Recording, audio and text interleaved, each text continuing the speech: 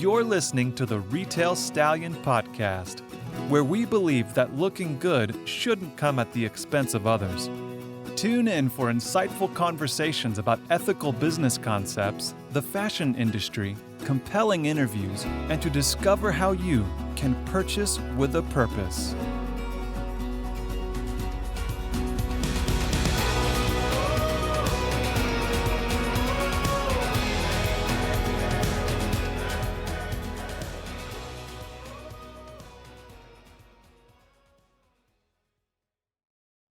I am sitting here today with Sean Ireland, who is also known as the stubborn unicorn and also the magical unicorn. So it's definitely going to be an interesting show today, Sean. If you can just introduce yourself. Hi. Thanks, Colton. Yeah, so I am really a human being, but I do have several nicknames. So the stubborn unicorn is the one that has stuck, and I use that as my mascot because I think that unicorns are very unique. They're very magical. They bring joy to people's lives and beauty, and that's what my social media platforms are all about. I have a YouTube channel and a podcast channel entitled Sean's Magical Odyssey. And I talk about positivity and confidence, self esteem, body image. And we throw in some of my favorite topics, anything that's Speedo related or anything that deals with magical unicorns, of course. Perfect. Sounds good to me. So I know you mentioned that you have a podcast and you have a YouTube channel. So how did you, when it came to like starting your brand, how did you kind of find out that that's what you wanted to do, and how did you build your brand from that? Well, a lot of the push came from friends. So over the years, whether I was getting to know new people or just friends that I've had for a very long time, they wanted me to share my stories just because they felt that I have lived a very interesting life and I've met a lot of people and people that are very interesting, people that have a story, and just from travel. So those were things that people are like, you need to share some of this with the world. We love when you talk about this stuff, and I'm sure that there's other people that would love to hear your stories and your journey and where you've come from. And so I thought, hey, why not? Let's give it a try. So of course, I am not a millennial, so I absolutely have no. I can turn on a computer and I can load up a website. So when I was starting YouTube, I had to learn everything right from scratch. So I did. My friend jokes with me because I did so much research about 6 to 8 months before I even started a YouTube channel, and he uh, coined the term that I was going to YouTube University. So, because I was doing so much research just to find out even how to get a YouTube channel started, and then and the branding just came from actually one of my good friends, Fallon, her husband Mike. They always kind of felt that I was a unicorn. Also, I love unicorns, but at the same time, because I'm a very unique and magical individual in their mind, the unicorn name arise from that. And the stubborn part came from the fact that I can sometimes be very set in my ways. I see a vision and I work towards getting to that goal. And sometimes they think that I could step off the path a little bit. So they coined me the stubborn unicorn. And after a year of doing YouTube, and it's growing, so I'm at 375 subscribers. I'm enjoying it. I get a lot of great feedback. I love sharing my stories. I love having my friends come on and talk about some of the life experiences that they've had to deal with. We talk about fun things. We make fun of myself. And then after a year of doing YouTube, I wanted to branch out a little bit and thought that I would get into podcasting. So, podcasting is interesting because, again, I had to learn that from scratch. A lot of friends that are my age were messaging me going, how do I even get on a podcast? So, we were we're learning everything from scratch. I feel like I'm doing okay. And the reason that I wanted to do it is because I wanted to have an extension and a little further discussion beyond YouTube. So a lot of times with YouTube, the main thing is trying to keep your topics interesting enough that it keeps the viewer watching, right? And so a lot of times you can't talk for a long period of time about stuff, but on a podcast, you can. So I carry the story a little bit further through podcasts. And of course, these are things where people are able to, they're exercising or they're driving to work or they're putzing around the office or they're grocery shopping or whatever that they're, doing that they're spending alone time. So they tune into a podcast and they enjoy listening to the stories. So that's kind of why I got into doing those things. I just love sharing the Odyssey. My show is called Sean's Magical Odyssey, and it's really the Odyssey and the journey of my life thus far. And I'm just, sharing experiences. Amazing.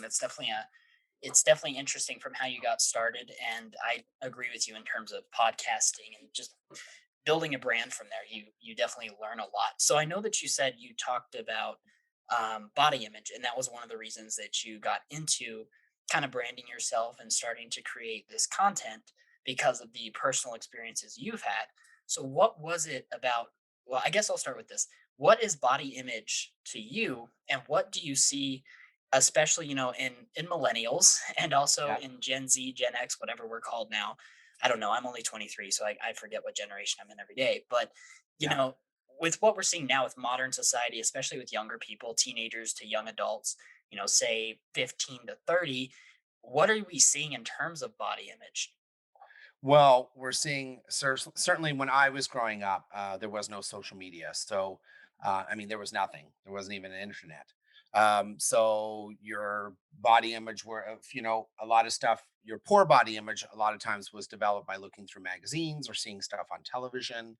And people would, develop a certain look that they felt like people should look like, and then they would try to mask that themselves. Now with social media, it can be very, very dangerous because I have a lot of friends who are in the millennial category who use social media as a form of likes, create, or equal validation.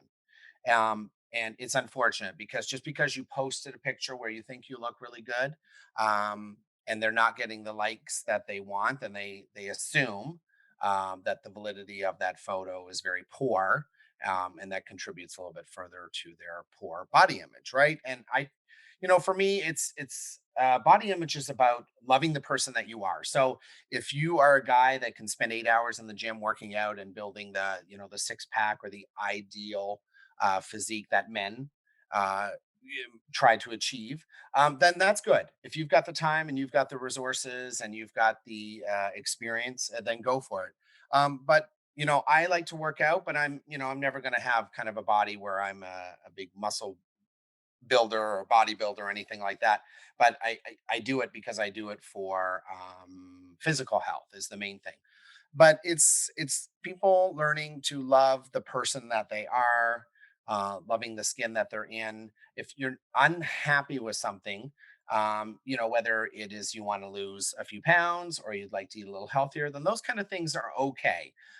It's when things become very detrimental to your life where you become so fixated on how you should look and how your body should appear to others and how clothes fit on you. The obsession part becomes the danger in there. So it's just not saying that it works because I still have friends who, even though I reassure them and all that kind of stuff, until they really come to the realization that they themselves are worthy, then it's always going to be a struggle for them, right? So, but all you can do is reinforce that, the positivity for them, and try to.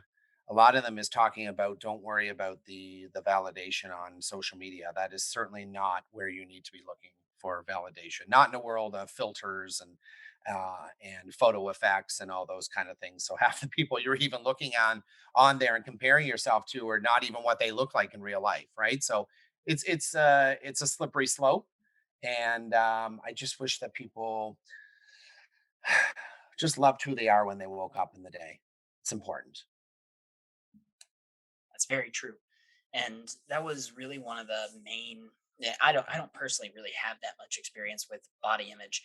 But that was really one of the driving forces behind creating the brand that now hosts this podcast, obviously. But just trying to create an environment and trying to produce content that speaks to those people individually who are struggling with their body image or struggling with their self confidence. And when you something that we bring up a lot in this podcast is that clothing is just another form of self-expression. And a lot of people are afraid to express themselves. And I think that's the same regardless of, age or gender. Just a lot of people in general are afraid to express themselves. And yet you're able to express yourself through your clothes, through your personality, through what you wear and how you wear it. And I think that's a big thing that a lot of people just don't understand, or that it's more subconscious than anything. Exactly. I mean, I'm a huskier guy, and when I go to the beach, I like to wear Speedo. So, am I a bodybuilder physique that everybody thinks? No, but I mean, I feel like I look good in it, and that's what's important to me. And what somebody else thinks about what I'm wearing, well, they can deal with it because at the end of the day, I don't know who they are, right? So, um, in terms of clothes, yeah, for sure, for in clothing, because a lot I have, it's so different. I'm gonna go to this point because when I was growing up, it was very men wore masculine clothing and women wore feminine clothing. And now what I see, and one of my part-time jobs, I do work in retail. So I work with a bunch of young people, millennials and younger, and just the crossover of the clothing has changed so much because one of our sister stores sells female wear. So they would be, it's a female store. So they would carry like female type sweatshirts or off the shoulder shirts or whatever that we would, categorize as female clothing. But a lot of the guys I work with, some of the younger ones are mixing it up. So they're wearing maybe a guy's jean, but they're also wearing a girl's top with it or a sweatshirt or whatever. So that's something that I'm noticing, and something that, it doesn't matter to me. It's just it's different. And that's something I'm like, oh, this is interesting now because it's what we've worked towards and what we've talked about, that eventually people are going to be comfortable enough to wear whatever they want, and we shouldn't really have to label, well, that's a girl's top, but why is it a girl's top, right? It's just clothing. At the end of the day, it's just clothing and cloth, and we put it on our bodies, and it gives us a sense of who we are, and it lets the person looking at us, even if they've never talked to us, they can see us walking up the street, and it gives them a sense of our personality and who we are. So clothes, yeah, definitely speak a lot to our confidence and what we're comfortable with wearing, because I can sometimes see people that I'm talking to wearing clothes that they don't feel comfortable in, and they show it. So then it makes me wonder, then why are you wearing that? Because you should be comfortable. If you're not comfortable wearing skin tight jeans and you'd be more comfortable wearing, your sweatpants or something a little bit looser or whatever, then go for it. But yeah, you can sense that in people as well too. Definitely. I think you made some great points there. So how have things been going with your podcast, with your YouTube channel? Have you been seeing quite a bit of growth? And along with that as well, where do you see yourself taking that brand or the content that you're producing? Where do you see yourself taking that? Are you trying to speak to a larger audience? Are you trying to engage more people? So yeah, so the growth, and I don't get discouraged. I've only been doing it a year. A lot of times with YouTube channels, there's a 3 to 5 year window of growth. So eventually I would like to get monetized, but that's ultimately not the goal. But it would be nice down the road, and that requires you having 1,000 subscribers and 4,000 viewing hours before you have the option to apply for monetization. And the podcast works a little bit differently because the podcast works more about sponsorship and ads. So if people want to promote ads on your YouTube channel, they can. And then there's fees and stuff exchange for doing that. So it's a little bit different of a platform. Um, but, the podcast is about 4.5 weeks old, and I've had over 200 downloads. So I'm very excited about that. The response has been good. I've been getting a lot of very positive feedback about some of the topics. Some of the things that we've talked about are very in depth. One of my friends on there talked about being sexually abused as a child by a family member, and then getting married, and then coming out eventually. And then developing an issue with drugs and alcohol, and then his struggles through his 20s and 30s of getting through that.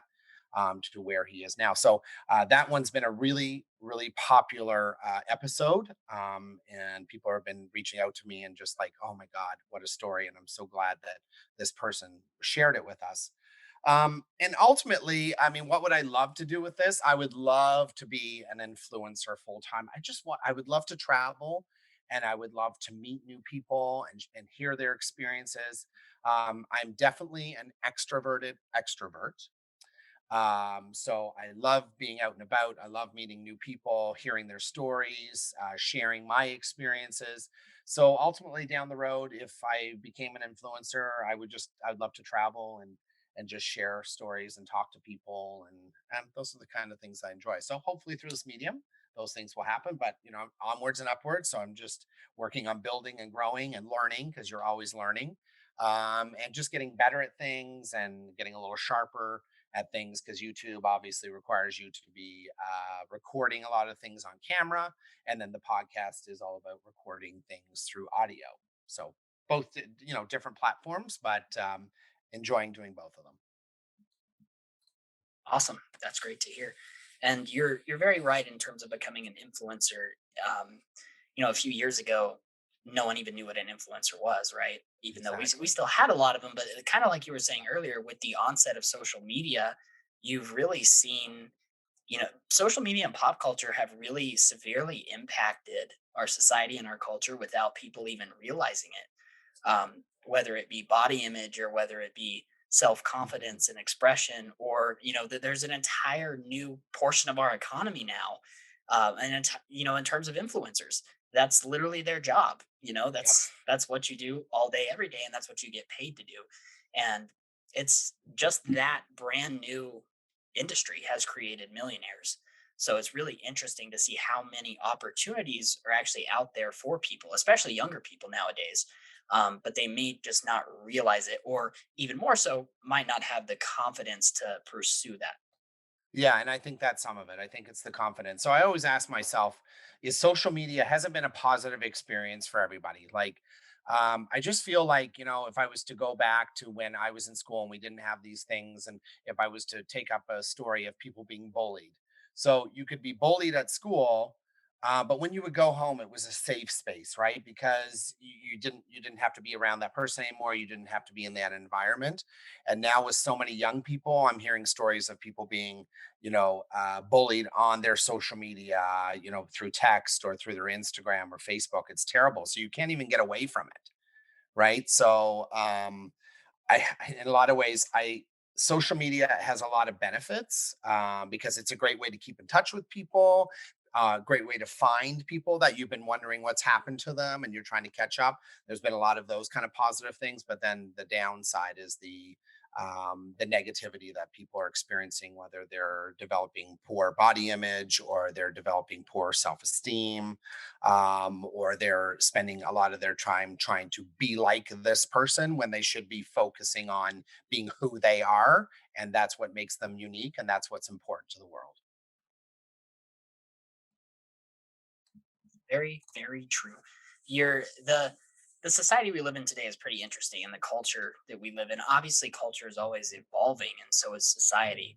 But it's really interesting to see how different it is now compared to what it used to be. And I'm really young, so I really don't know how it used to be besides what I've heard Right. from older people.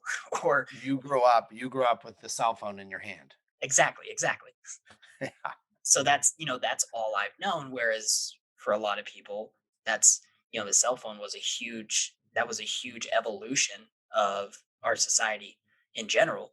So I mean, you see studies every day in terms of just how much impact cell phones or social media Mhm. or anything in the internet, and how much of an impact those things have made on everyday life. I mean, if you have an iPhone, at least if you pull out your iPhone right now and look at your screen time, when I look at that every day, I'm like holy shit, was I really on? Oh, Was I right. really on Yeah. my phone this much? And it's Yeah. insane.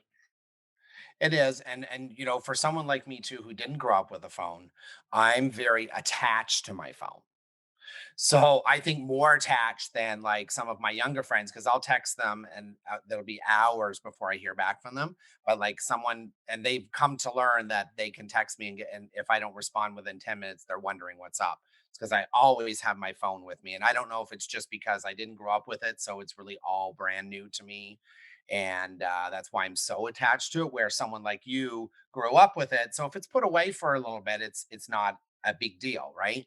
And then I with my iPhone, and that's something new I've been looking and seeing is they send me reports that come up on my screen. So starting last week, my view time, my screen time was down 12% from the week before. So I think I don't know what was happening at that point.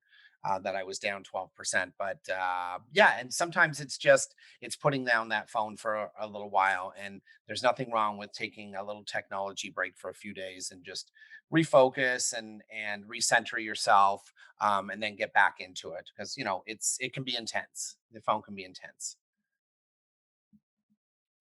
Yeah, definitely can be intense. And wow, this conversation is just kind of going all over the place, but I love it. So It in That terms of, usually happens with me. Yeah, I get it. we talk about so many things. So That's awesome though. That's how it should be. So in terms of you're continuing to build your brand and your goal is to be an influencer, what is a piece of advice and it can be anything that you would have for the modern day, say, young adult who is struggling with, say, self-confidence or self-expression or anything kind of in that realm of things? What is one piece of advice that you would say has helped you get to where you are nowadays above anything Well, else? one thing that I will say this, it's something I recently came across. A friend had posted this, and it really, when I saw it, I was like, oh my God, this really sums up everything that I talk about. And it's a simple sentence. It says, don't take criticism from people you wouldn't take advice from. And I thought when I read that, I said, that is amazing. It's like it summed up everything that I talk about. Don't worry about what people are saying about you. If you wouldn't take advice from them, why do you care about their criticism? And when I read that, and I'm kind of I have friends in my life who are very like, oh my God, they read something and it's their inspiration and their new mantra. And I'm just like, oh, okay.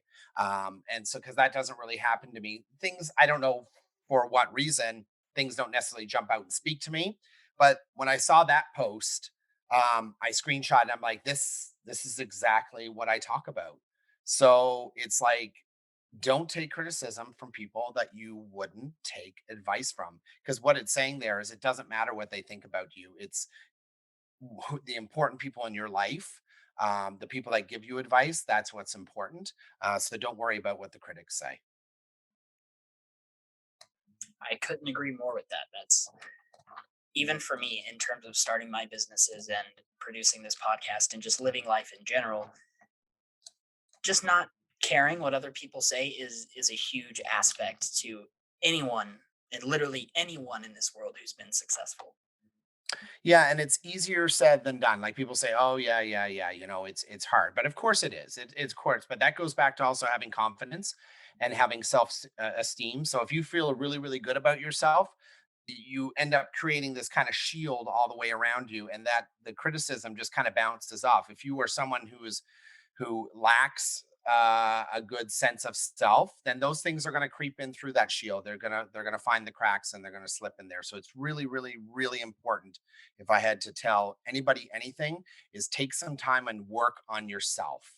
And in terms of finding out who you are, what your image is, what you want to wear, how you want to express yourself to people, and through that, improving your self esteem and your sense of self worth. I mean, it's so, so important. And, it's a struggle. And for some people, it's very natural. And for other people, it may take a lifetime to build that. They may be right on their deathbed and they're still trying to work on that. But that's okay. That's okay. Some of us are able to deal with it a lot better, a lot more efficiently, a lot quicker. And other people, it's a struggle for them. Right. But that's why it's very important that you have very, very positive people in your life. I'm very fortunate because live by too. Whatever you put out into the universe, you're going to get back. So I try to put out a sense of positivity about people being feeling better about themselves, people not being bullied. And because of that, my friends that have come into my life are such amazing people, and they're inspiration in terms of boosting me up and reassuring all of the things that I'm doing. Just sometimes the podcast can get a struggle. Sometimes the YouTube, especially. I think, what's the difference? Like, who am I helping? And then I get a message from somebody, and then okay, it's working. Whether it's that one person you helped or it's 50 people you helped, it's working. And it's important. So for me, it's been a journey to build that self-esteem and that confidence, and working on it every day until the time that I actually turned 40. And that's when I something clicked. The day after my 40th birthday, again, things like that never happened to me. But the day after my 40th birthday, when I woke up, I was like, listen, I had an amazing, and I think it's because I had such an amazing birthday party. I had 85 of my closest friends here. Everybody was phenomenal. And I just woke up the next day with a real, like, I'm lucky. I'm lucky that I have such wonderful, wonderful people in my life. And I need to do them justice by living up to all of the things that they reassure me about. I don't want to let them down because I know I have it in me. They know I have it in me. And it's really important that I strive. And live up to what they're helping me to accomplish. So,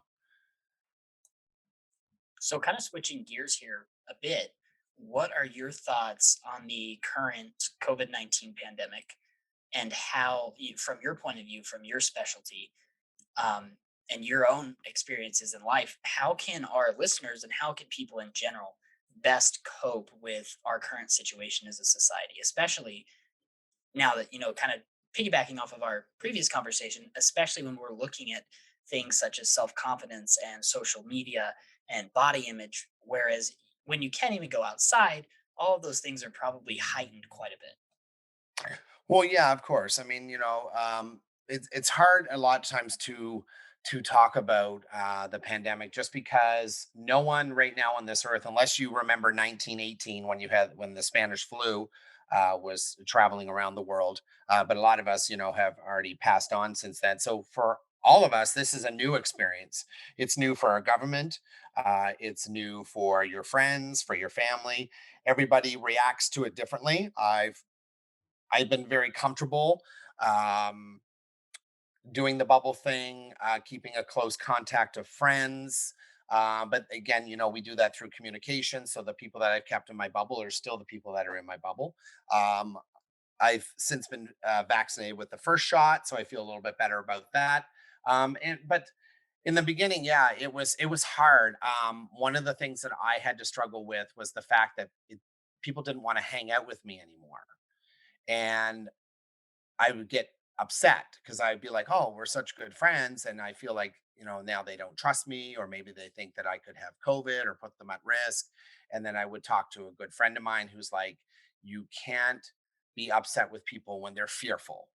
Right. So I had to come to terms with that because I was feeling really bad in the first couple weeks of the pandemic. I was very depressed. I went from someone who was always on the go, who was very social, who was out meeting new people, was out hanging with their friends, being places, traveling, and then all of a sudden, overnight, you couldn't do that anymore, and your friends didn't want to hang out with you anymore.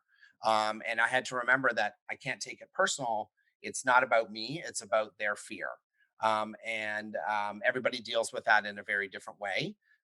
And in terms of, yeah, social media, so a lot of it was people being ostracized, right, because of some of their things that may be called into question. Yeah, I mean, if you're going to have 30 people over at your house and you're posting it all over social media, that's fine, but expect feedback, right? You're going to get people who, if you're going to put it out there, then people are going to, feel like they can invite themselves to comment on it. So there's things like that. But, for me, it was a simple thing of maybe even just walking outside with a friend and posting a picture and then getting negative feedback about that. And then I was thinking, like, well, again, it's still a choice, and we were being careful when we are outside. But, so social media kind of played in there. So it was a little bit difficult in the beginning. People were kind of judging people based on what they were seeing.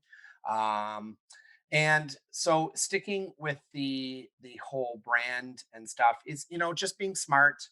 Um, staying safe, not getting into situations where you put yourself at risk, where you're going to large, group parties, where you're hanging out with people who may be immune compromised, so you have a risk of passing it on to them. But it's been a year and I never contracted it, knock on wood. And I was being smart, and I still pursued my social media and my brand. My YouTube channel, I had to modify that a little bit. I was doing some of my videos are with people that are piped in from my laptop and it's hooked up into the TV. And we're kind of doing an interview while I'm sitting on a chair and they're on the TV. I did a few of those in the beginning. So, because everybody had to adapt, right? You went from, oh, you can just have everybody over in your house and you can just record things and you can sit down around a microphone and do a podcast. And then that changed, and you couldn't do that. So we all had to find creative ways, and a lot of it is through social media and those kind of things in order to kind of keep up with people. And also just for me to kind of get everything out there that was still brand related. It was definitely important for me to keep the positivity up during the pandemic. So because people were at home, they were bored, they didn't know what to do, they couldn't visit. So I had people comment that you're watching your videos and laughing and stuff, and it felt really really good. So it was important for me to keep that positivity and to keep that self-esteem coming across the YouTube channel and into people's homes and making them feel like it's okay. Things are going to be okay. Yeah, that's definitely something I've seen a lot as well. People just kind of freaking out and not necessarily understanding that, like you said, everything's okay and we're going to get out of this. Just keep being yourself, and it really just requires adaptation. And I think Yes, that's scary for a lot of people because they don't know how to adapt because they've that's never right. had to. But it's a good learning lesson too, because life is about adaptation. So if you're younger, and I go back again to some of the millennials, life can be tough. And we have to learn better ways to cope and how to get through it. And I think that the pandemic was definitely a good test for people, because it's something that we've never experienced in our lifetime. And hopefully, we won't experience again. But if we do, we know what to do. We're prepared. We know how to be smart. And so that's good. In a lot of ways. And again, I won't say it's been bad. For some of the people in my life, they've had very, very positive changes because of the pandemic. One of my friends who struggled for years and years and years with alcohol has been now 18 months sober. That's his first time in his ever life. He never even made it a year before getting sobriety, and now he's been 18 months. And we talked about that on my podcast. So, though it's been for some people, it's been detrimental. Some people lost loved ones. Some people died. Um, some people, it affected their businesses, their home life, their whatever they had going on. But then for other people too, it was a very positive thing. It let people kind of put the brakes on things and sit and reflect and become. I had a friend who, through the pandemic, had a lot of health issues, almost died, those kind of things, and learned that he needed to be a little nicer to people. That some of the things that he had, some of the ways he had acted towards people before were not necessarily a good thing. But when you're on death's door, you have time to reflect and make changes. So in some ways, yes, the for the pandemic has been great for some people and made real positive changes in their lives. And of course, there has been also some very negative things that have happened for people. Certainly. So I think we've pretty much talked about everything so far. Is there anything else that you wanted to touch on? No, I think it's great. I loved having the opportunity to come on and share my journey, share a little bit of my what's going on in the stubborn unicorn's life. Yeah, the podcast experience has been great. I don't know what you've experienced, Colton, but since I've been on here, I've had people reach out to me who just I love your brand. I love the color on, I love the pink on your YouTube channel. I love that you're in a unicorn onesie. And who cares, right? Because it really shows like, listen, I'm an older guy and I can still get in a unicorn onesie and put it out as my brand. So um and just being on other people's podcasts and also having people appear on mine and sharing their story and their strength and their course through life.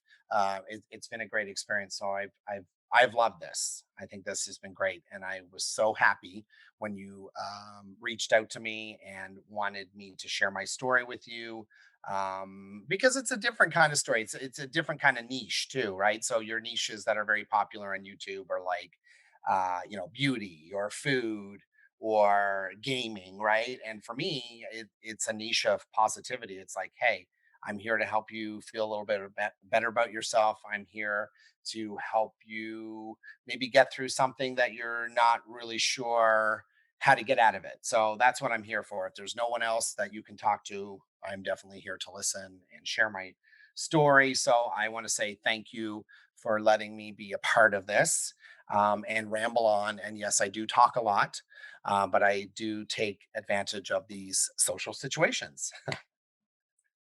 Yeah, thank you for coming on. I think we had a great conversation. And I'm not new to podcasts, but this podcast is relatively new. I used to be in digital marketing, so I had a Okay. separate podcast, but that was all just talking about business and technicalities and annoying stuff like that. And now to be launching a podcast that's really specifically geared more towards lifestyle and culture and fashion, Mhm. which are things I really don't know anything about. So I started the Retail Stallion brand kind of just out of this random idea, because I was like, I used to be a digital marketer, so I got paid a lot of money to do this for other people, to Right. build them great e-commerce websites and get them new clients and get them ranking high on Google and all that fun stuff. So I figured, the reason that I shut down my last marketing company was because I didn't like a lot of the people that I was working with. I didn't like a lot of the clients because they sucked. It was completely profit centric mentality, which is Of course. 98% of the business world. And so coming from that, I figured, well, what if, if you look at e-commerce, the one thing that sells the most is clothing and apparel, like 100%. So I And right figured, through the pandemic, because every time there's a lockdown and things reopen, everybody runs to the mall. So, exactly, exactly. yeah, So, I looked at that and then I figured, there are tons of online clothing stores. I mean, tons, big, I know small, middle, tons. boutique, everything. Yeah, But with a lot of them, you don't really see a strong brand. They kind of all have the same brand, I feel like. It's the same shit every day, basically. Wear this, look good, whatever. And so I yeah, think I kind of decided to revolutionize that idea with the whole give 25% to charity and really, start this podcast and really try to focus on body image and confidence and self-expression, because I feel like that's what we need more of, especially when it absolutely. comes to fashion and the clothing Yep. industry in general. Yeah, and because I have girls, and when you talk about that too, I was working with some girls the other day, and they were wanting us to wear shorts at the store I worked at because short season is upon us, and they want us to promote it. And how many girls, oh, I can't wear shorts because my legs are too big. I can't wear shorts because my legs are too wide. I can't wear shorts because I have ugly legs. But I feel like, but who told you that? So there's like somewhere along the line, they're not wearing it because something they've seen or someone's told them something that stuck with them. And again, it goes back to, hey, I pick up whatever I feel good in. And if someone doesn't like what I look in it, then don't look my way. Yeah, amen to that. Yeah. I've never been someone who really cared about what I was wearing or how I looked, and it was funny because I would go buy all this expensive stuff like Express and just Yeah. the most expensive stuff I could find, and then I would never really wear it. Like it would just get lost somewhere in my closet because 99% of the time I get up in the morning and I'm like, oh, I got to go do something, run errands, whatever, and I just throw a hoodie and jeans on because I Right. Of genuinely don't course. care. But that's what I Yeah. feel comfortable in. That's right. And that's important. Yeah. So again, why were you buying the other stuff? Right, exactly. It was a Right. and it was a confidence thing, honestly, and I can look back and see that now. I was buying stuff that I wasn't even going to use, which is a very Yes. uniquely American thing in and of Of itself, but course. Yeah. Of that's a course. Very whole other North show. American. Yeah. Very North American. Right. And just buying things that I didn't even need because I felt like if I owned that and, maybe I'd wear it, maybe I wouldn't, which I Yeah. wouldn't. But, if I owned that, that's a little bit of a confidence booster. Like, oh, I look great in those jeans. I look great in that shirt. I'm never going to wear it because I don't like wearing it, but, Yeah. at least I have it. But it makes you feel better knowing it's in the closet, even though you never wear it, because somewhere along the line, something on social media or someone has told you that your worth is more if you own these items. Very true. And a lot of that goes back to, being a marketer myself, a lot of that is in the marketing that these Absolutely. retail That's how they make companies. their money. Yeah. Yeah, exactly. It's, hey, if you buy this product, this shirt or this outfit, then you're immediately going to be popular. I mean, you're going to be the next Britney Yeah. Spears. Like, come on. Look at the people in these picture. Look at 50 people hanging out with them because they're wearing this outfit. Right. Exactly. Never do they really. I think we're starting to see more brands kind of understand that that old style of advertising is starting to die out because we've numbed people to it. I mean, really, we have thrown so much advertising in American culture in absolutely every way, shape, and form that we're almost numb to it nowadays. Um, Yes, and I think the companies that are doing well, and I know the sister company to the retail store that I work with, they are doing more real, untouched photos. So they're using real people, real women who are of all shapes and sizes, who have freckles, who might have stretch marks, they might be a little bit top heavy or a little bit bottom heavy, and they're photographing them in bathing suits and underwear and untouching the photos. So what you're seeing is what people really look like who are buying this product, right? yeah, and nowadays that's really That's what's what's gonna selling. sell in the first place. I Yeah, mean, if that's right. even though advertisement used to work, and it kind of goes back to the whole how cigarettes became so huge in American culture was because Yep, the marketing that went behind the cigarette brands was absolutely. absolutely Absolutely. And they were genius. smart. They also had doctors doing commercials. I mean, if your doctor says that he smokes, then it's definitely okay for me to smoke. Right, like who cares? That's great. Yeah. And it's Yeah. No, everything, almost everything in life I've figured out, especially from being a marketer, just comes back to marketing. And now being able to see like how much marketing and advertising and paid everything there is in our society. So looking, like you were saying with the sister brand to the store that you work in, just doing that, offering those untouched photos and showing people as their real selves is really starting to take off again. And well, it that's is, and with stores closing right now, yeah. the this retail brand is planning to open within the next year 200 stores across the U.S. and Canada Wow. So that's a because of huge that. expansion. Yeah, it's crazy. Awesome. I mean, you got to do what works. So Absolutely. And that's the way it is. And I like it because we need to get back to what real people look like, not the ideal person that's on the poster. Because when you put on that outfit, you're not going to look like the person that's in the photo. And I hate when people look so disappointed based on that. But everybody's different. Everybody's body shape is different. So you want to find things that you can wear well, that fit you well, and that really show your personality. So that's what's really, really important.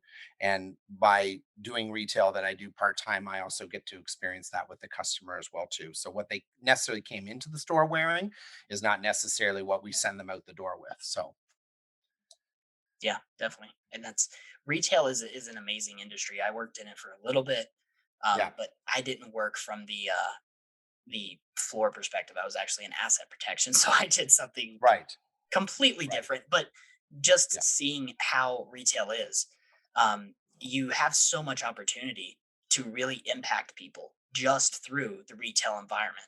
I mean, it's the same with food service. If you think of yeah, what are industries that are never going to die because people always need them, well, people always need clothes. People always yes. need food.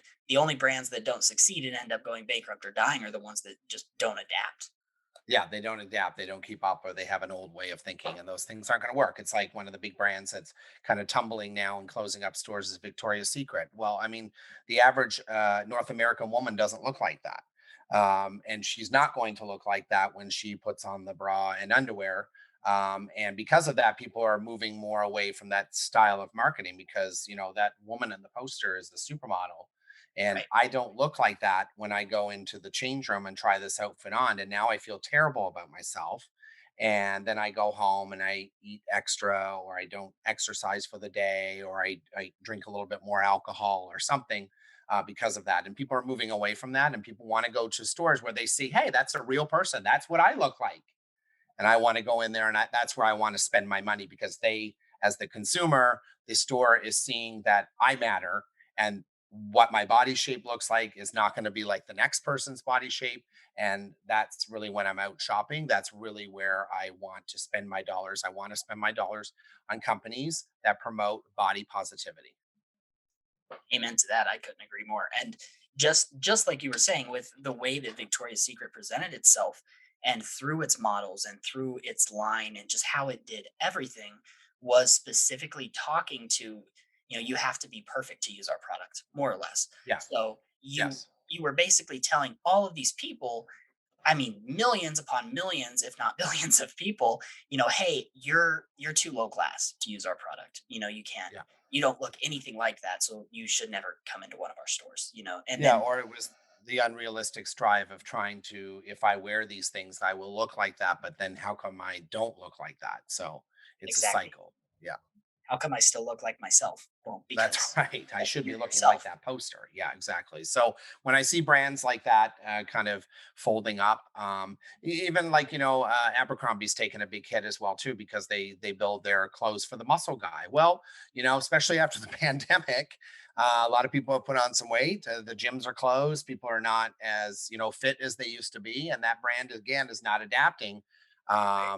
And because of that, stores are closing. They're not the same brand that they used to be. They were, people wanted, oh my God, you wear Abercrombie stuff. It's so expensive. It's so bougie. You must be a really important person. You must be wealthy. But then you have these companies are old school and they're not adapting to the consumer. And because of that, then they wonder why they're closing. Yeah, exactly. And it's almost bittersweet to see because we have such a corporate culture that really has just terrorized American society, I would say, Yeah. from all of just the inundation of this is what you have to be and this is how you're going to get there through buying our shit basically. And now we're starting to see more of a focus on those small homegrown businesses. I mean, it's not to say that big business is going away, but especially in fashion, boutiques are becoming huge. Yes. E-commerce is becoming huge, and people aren't necessarily buying from the huge brands where there's a store down the street that also happen to have an e-commerce side. They're Yeah. buying from brands that they believe in, and there's a lot of them out there. Absolutely. No, and and that's the one that company that I work for as well. I mean, I work for American Eagle, so a company that's adapting, that we're growing with the customer. We're changing our style of branding. American Eagle was always known to have the big eagle splashed across their stuff, and for young people and all that kind of stuff. And it's getting the consumer back and say, no, our clothes are really for everybody now, because as a company, we've realized that you're a young market one day grows up, and if you can't adapt, then you're going to lose them as customers. So it's important to keep them from, as soon as they can get into the product, they can start wearing the jeans. We want to keep them right up until senior life, right? It's really important to keep that customer. So I feel like they've done very well with their branding, and obviously things have done very well even through the pandemic. We're always so busy. It's like people, they're either buying candles, Lululemon, or they're in buying American Eagle products. So that's the main things.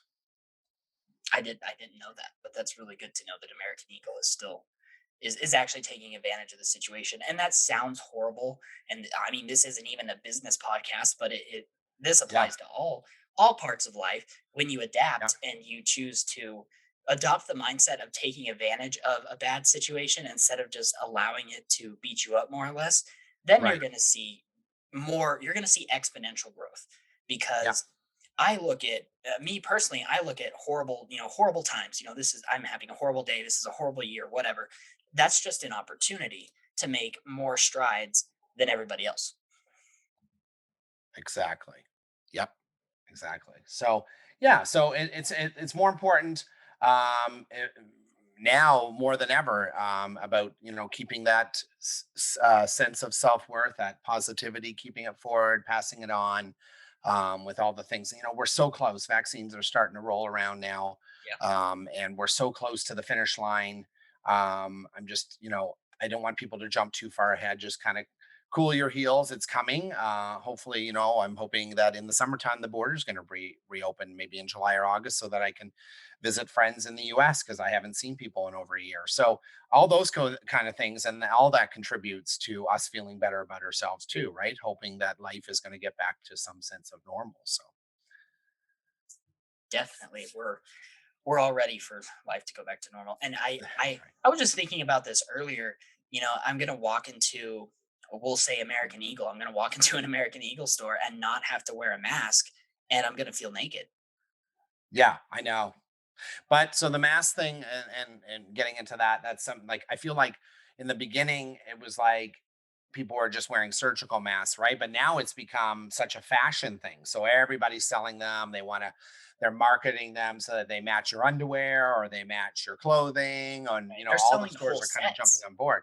So it makes me think that even because of what the pandemic has created in people, that you're probably going to see more mask wearing starting in the flu season, just because you know yourself that the flu cases have been down by 95% this past year, and that's through mask use, hand washing, people being more diligent about those kind of things, and of course, distancing and not being on top of people, which is okay because I don't mind being at the grocery store and the person's not right on my heels, breathing on down my neck, Right. so I'm okay Social with that. distancing can stay. I'm an introvert, so I'm like, please. I actually loved the lockdown. Like, Well, I know you would. My introvert friends are like, "Hey, this is just like my life. This is this is like no different. Oh, I could just get to have more of a reason to spend time indoors." So for the extroverts like me, it was more of a shock because it was like all of a sudden life was strumming along. I remember like last year, just the week before it started, my birthday is in March, so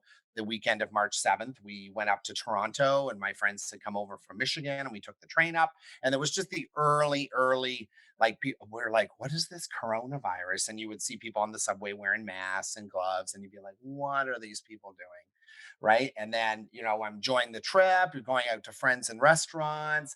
We're going out to bars. We're all in groups. People are drinking, they're laughing, they're shouting. And then a week later, I'm sitting in my house with the border closed. No, nobody's working. You can't hang out with anybody. And I'm like, what the hell just happened in 7 days? right. And for, I would say, most of us, most of our society, we've never been through anything like this before. So it's definitely a huge shock. Right, it is. And then for my introverted friends and like you, they're kind of like, oh, well, okay, now I'm staying inside. Now you kind of experience what Exactly. my life is like a little bit because I'm more introverted and I like spending more time at home and kind of being away from people. And so now you can kind of get a little taste of that. But I think even some of my introverted friends are now like, oh, okay, I need to get out of the house now. I've been literally in my house in sweats, or not even wearing pants. I mean, some of my friends are very open about that. They're like, I'm at home, I don't wear pants. I'm like, okay, well, that's fine. that's the You new do you. that's the new life now. You don't need to wear pants now. That's fine, just put a top on so when you're walking by the window, Right. like, you don't need to wear pants anymore. Right. And I know a lot of people, especially, they have corporate jobs and things like that. So they're working from home now, and, they're doing everything's on Zoom. So it's just like perpetual Zoom meetings all day. And Yeah, I know people, they're like, I'm not putting any pants on. I'm not fixing anything. They literally just put a shirt on and then yeah, angle their camera and they look great. yeah, of But course. it, Yeah, it works. it works until they forget that they have the camera still on. Oh, yeah, Yeah, 100%. and then we find out, yeah, that they're not wearing pants. But yeah, so for the introverts, it wasn't such a big shock for them. But yeah, it just took some getting used to.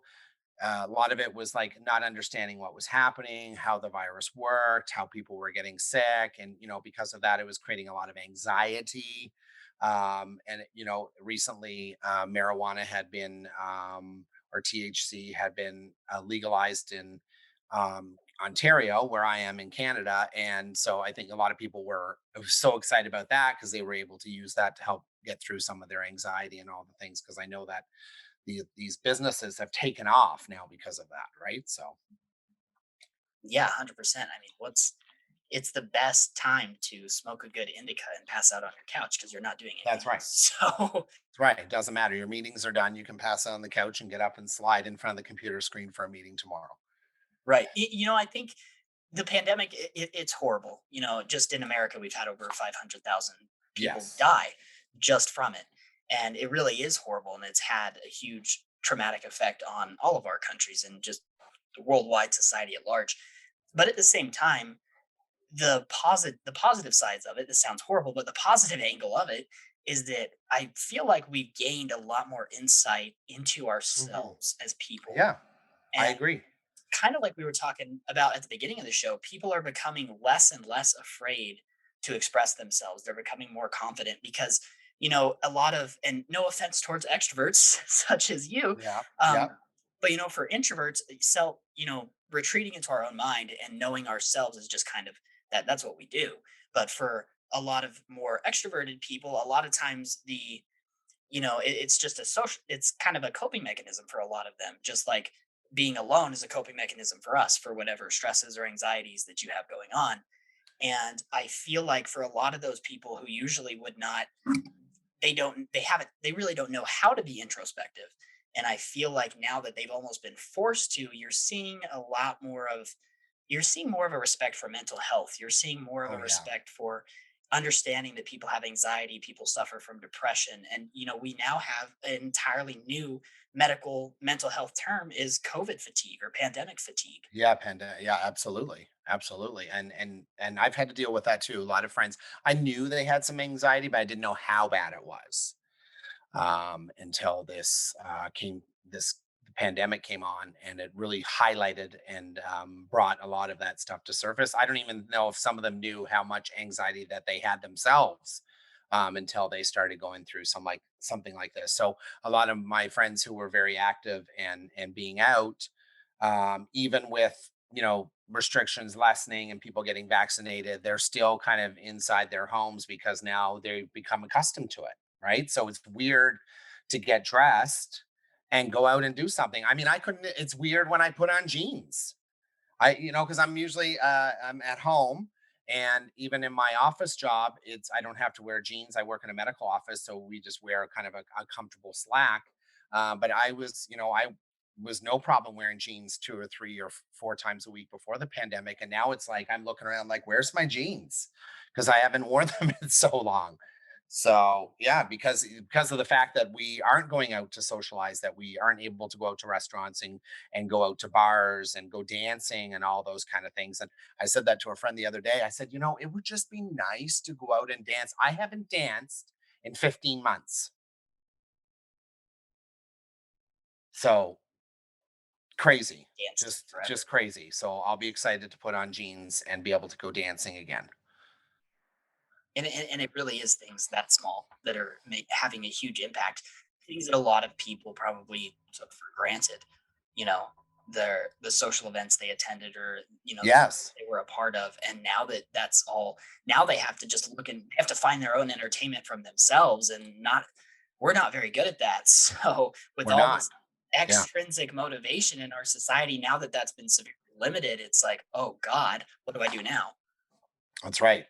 That's right. So even when things, get back to normal, and I say normal to a certain degree because I feel like things are never going to be to the way they were before. Like you might know this yourself, but a lot more people who were not working from home before will be continuing to work from home even after this is done. So that's going to be an adjustment.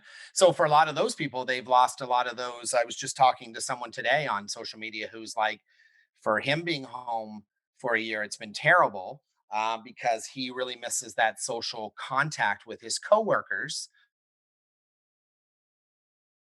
Have also found that their employees have been more efficient working from home because they're not doing as much of that kind of walking around the workplace, talking, stopping and grabbing a coffee, doing all those kind of things, right? So, or being interrupted, right? You're in your office and people keep knocking on the door. Can you do this? Can you look into this? So now that people are working from home, businesses are finding that they're going to be more productive to keep their employees there. But again, the trade off will be you won't have that sitting in the lunchroom and catching up with people, or going for after work drinks, those kind of things, right? So things are going to be different. So in terms of, are we going to go back to normal? No, we'll go back to a sense of what we had previously, but there's going to be modifications. Are people going to continue to wear masks when they're in public settings? Yes. Should we shame them for doing that? Absolutely not. Because there's always that piece of the population that I tell people that they've always been teetering on the edge, right? So as soon as something like this comes along, they tip over to the other side. So it means that when you go to the grocery store next spring, there is going to be people on there still wearing masks, and that's okay. Because it's okay for people to be still fearful. People are going to feel that, I felt great for the last year. I didn't pick up any other illnesses. So I want to continue to be this way when I'm around lots of people. What's it like going to be in the retail? When it's going to be like in the clothing industry? Well, it's going to be different too, because retail is really like customers really up close and in your face and talking at you. So is there going to be some modifications there too? Having shields up in front of cashiers, I think that's a great thing.